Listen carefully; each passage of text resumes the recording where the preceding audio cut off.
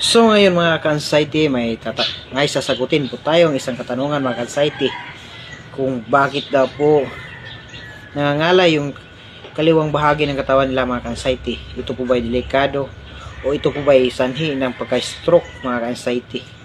Mga ka-anxiety, isa lang po ito sa mga sintomas ng ating mga anxiety kung tayo po ay may anxiety. Mga ka-anxiety, ito po ay hindi delikado dahil ito lang po ay nanggagaling sa ating pagkakaroon po ng nervous or panic attack mga anxiety. Pero pag ito ay na-handle nyo na po yung yung nervous nyo po mga anxiety, unti-unti po itong mawawala mga anxiety. Pansin nyo naman po mga anxiety, pag tayo po ay kinakabahan mga anxiety, medyo nanghihina yung katawan natin, nangangalay.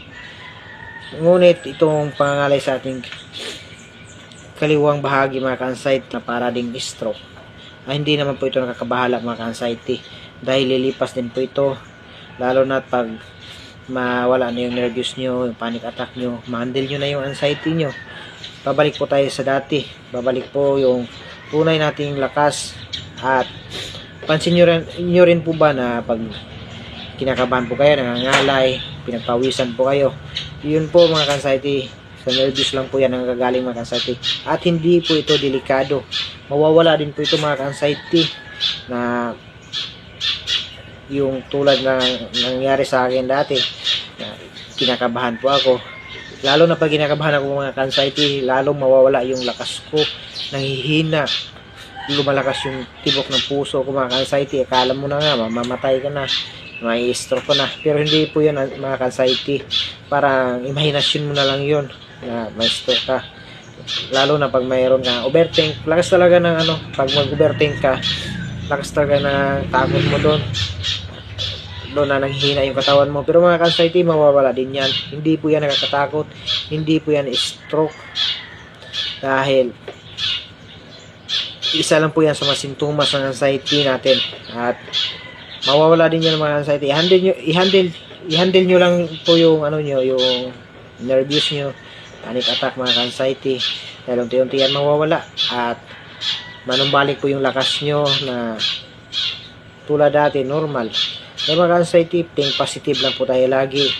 Huwag isipin yung mga makapagpahina lagi, yung mga bagay na makapagpalakas sa atin, tulad ng mga ginagawa natin dati.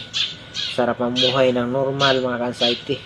Mga anxiety, antayin nyo lang po na babalik kayo sa dati, na babalik po sa dati yung lakas nyo, dahil wala yan, okay lang yan mga anxiety. Huwag kayong kabahan yan, dahil lilipas din yan mga anxiety na parang bula na mawawala.